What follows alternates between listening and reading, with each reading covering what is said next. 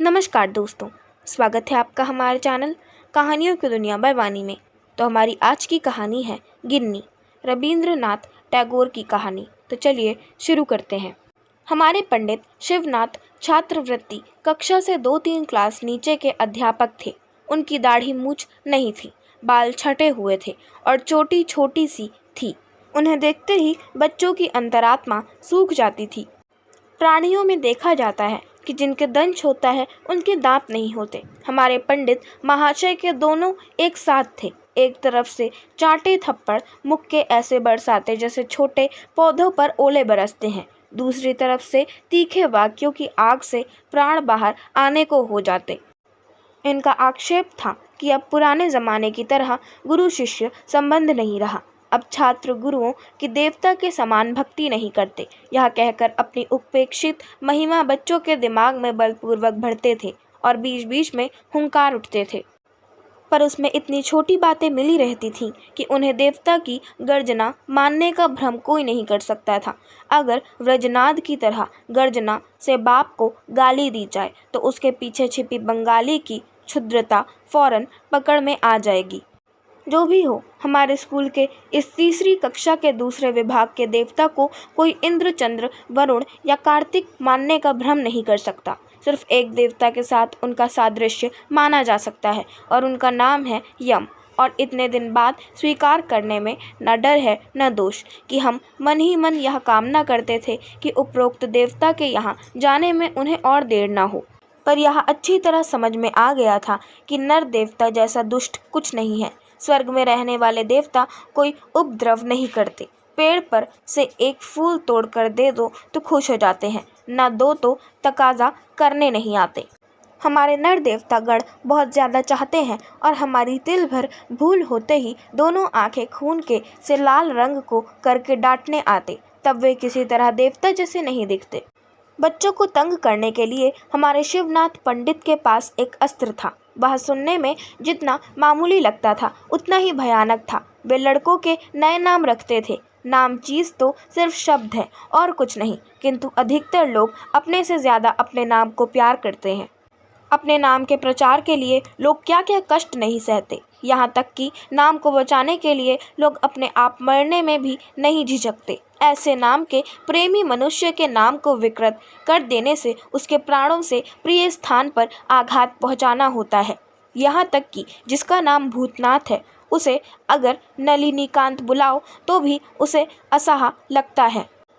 इससे यह पता चलता है कि मनुष्य वस्तु से अवस्तु को ज़्यादा मूल्यवान समझता है। सोने से ज़्यादा वाणी, प्राणों से अधिक मान और अपने से ज़्यादा अपने नाम को बड़ा समझता है। मानव स्वभाव में छिपे इन सब गण नियमों को जानने वाले पंडित महाशय ने जब शशि शेखर को भेंट की एक प्रकार की मछली नाम दिया, तब वह बहुत दुखी हो उठा।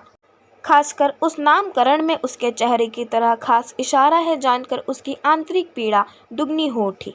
फिर भी शांत भाव से सब कुछ सहकर चुप रहकर बैठना पड़ा। आशु का नाम था गिन्नी, पर उसके साथ थोड़ा इतिहास जुड़ा था। आशु बेचारा पूरी क्लास में सबसे शरीफ था, किसी से कुछ नहीं कहता था, बहुत शर्मीला था, लगता है उम्र में भी सबसे छोटा था। सब बातों में सिर्फ धीरे धीरे मुस्कुराता रहता था। अच्छी तरह पढ़ता था। स्कूल के बहुत से लड़के उससे दोस्ती करने को तैयार रहते थे, पर वह किसी लड़के के साथ नहीं खेलता था और छुट्टी होते ही पल भर की देरी किए बिना घर चला जाता था। पत्ते के दोने में 2-1 मिठाई और कांसे से छोटे से लोटे में पानी लेकर ठीक 1 बजे घर से दासी आती थी। आशु को इससे बहुत शर्म आती थी। दासी के लौटने पर उसकी जान में जान आती थी। वह स्कूल का छात्र होने के अलावा भी कुछ है, यह स्कूल के लड़कों के सामने व्यक्त करना उसे अच्छा नहीं लगता था। वह घर का कुछ है, माँ बाप का बेटा है, भाई बहनों का भाई है। यह जैसे गुप्त बात है, यह वह साथियों को बताना नहीं चाहता था। उसकी यही कोशिश रहती थी। पढ़ाई लिखाई के बारे में उसमें कोई कमी नहीं थी, सिर्फ कभी कभी क्लास में आने में देर हो जाती थी और शिवनाथ पंडित जब इसका कारण पूछते तो वह कोई ठीक जवाब नहीं दे पाता था। इसलिए बीच बीच में उसकी बहुत भर्त्सना की जाती थी। पंडित उसे घुटनों पर हाथ रखकर पीठ नीची करके बरामदे में सीढ़ियों के पास खड़ा कर देते थे। चारों क्लासों के लड़के उस शर्मीले अभागे बच्चे को इस स्थिति में देखते थे। एक दिन ग्रहण की छुट्टी थी। उससे अगले दिन स्कूल आकर पंडित जी महाराज चौकी पर बैठे और दरवाजे की तरफ देखा। एक स्लेट और स्याही के दागों वाले कपड़े के थैले में किताबें कसकर पकड़े हुए और दिनों से ज्यादा सकुचाता आशु क्लास में घुस रहा था। शिवनाथ पंडित ने सूखी हंसी हंसते हुए कहा, ये लो गिन्नी आ रही है। इसके बाद पढ़ाई खत्म होने पर छुट्टी से पहले उन्होंने सब छात्रों को संबोधन करके कहा, सुनो, तुम सब सुनो। धरती की सारी गुरुत्वाकर्षण शक्ति पूरे जोर से बच्चों को नीचे की तरफ खींचने लगी, पर बेचारा आशु उसी बेंच के ऊपर धोती की चुन्नटे और दोनों पैर लटकाए पूरी क्लास के बच्चों का निशाना बना बैठा रहा। अब तक आशु की बहुत उम्र हो चुकी होगी और उसके जीवन में बहुत से ज़्यादा बड़े सुख दुख लज्जा के दिन आए होंगे, इसमें संदेह नहीं है। पर उस दिन की बालक के हृदय की स्थिति के इतिहास की किसी दिन से तुलना नहीं हो सकती। मामला बहुत मामूली था और दो बातों में खत्म हो जाता है। आशु की एक छोटी बहन है, उससे छोटी हम उम्र ना कोई बहन है ना सहेली, अतः वह आशु के साथ ही खेलती रहती है। आशु वगैरह के घर का पोर्च लोहे की रेलिंग और एक गेट में है। उस दिन खूब बादल और बारिश थी। हाथों में जूते और सिर पर छतरी लगाए जो दो चार पथिक सड़क पर चल रहे थे, उन्हें किसी तरफ देखने का समय नहीं था। उस बादलों से अंधेरे बारिश की आवाज़ वाले छुट्टी के दिन आशु और उसकी बहन पोर्च की सीढ़ी पर बैठे खेल रहे थे। उस दिन उनकी गुड़िया की शादी थी।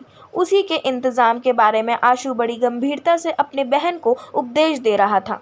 बहस यह उठी कि पुरोहित किसे बनाया जाए। बच्ची ने झट से दौड़कर एक से पूछा, क्यों जी, तुम हमारे पुरोहित बनोगे? आशु ने पीछे घूमकर देखा। भीगी छतरी बंद करके आधी भीगी हालत में शिवनाथ पंडित उनके पोर्च में खड़े थे, सड़क से जा रहे थे। बारिश तेज होने पर यहाँ शरण ली थी। बच्ची ने उनसे गुड़िया की शादी में पुरोहित का काम करने का प्रस्ताव रखा। पंडित जी को देखते ही आशु अपना खेल और बहन सब छोड़कर एक दौड़ में घर में छिप गया। उसका छुट्टी का दिन मिट्टी में मिल गया। अगले दिन जब शिवनाथ पंडित ने सूखी हंसी के साथ इस घटना को भूमिका के रूप में सबके सामने सुनाकर आशु को गिन्नी का नाम दिया, तब पहले तो वह जैसे हर बात में धीरे से हंसता है वैसे हो हंसकर चारों तरफ देखकर मजाक में शामिल होने की कोशिश करने लगा। तभी घंटा बजा। बाकी सब क्लासें भी छूट गईं और पत्ते के दोने में मिठाई तथा कांसे के लोटे में पानी लेकर दासी आकर दरवाजे पर खड़ी हो गई। तब हंसते हंसते उसका मुंह कान सब लाल हो उठे, दुखते सिर की नसें फूल उठी और उमड़ते आंसू किसी तरह रुकने को तैयार नहीं हुए। शिवनाथ पंडित आराम गृह में नाश्ता करके निश्चिंतता से तंबाकू पीने लगे। लड़के खूब मजे से आशु को घेर कर गिन्नी गिन्नी करके चीखने लगे। वह छुट्टी के दिन का छोटी बहन के साथ खेलना आशु को जीवन का सबसे लज्जाजनक भ्रम लगने लगा। धरती के लोग किसी भी समय उस दिन की बात भूल सकेंगे, ऐसा उसे विश्वास नहीं हुआ। आशा करती हूँ आपको हमारी आज की कहानी गिन्नी पसंद आई होगी। अगर आपको हमारी आज की कहानी पसंद आई हो तो हमारे चैनल को सब्सक्राइब करें, वीडियो को लाइक करें और बेल आइकन दबाना ना भूलें। और हमें कमेंट कर ज़रूर बताएं कि आपको कैसी कहानियाँ पसंद हैं। हम वैसी ही कहानियाँ आपके लिए ज़रूर लाते रहेंगे। धन्यवाद।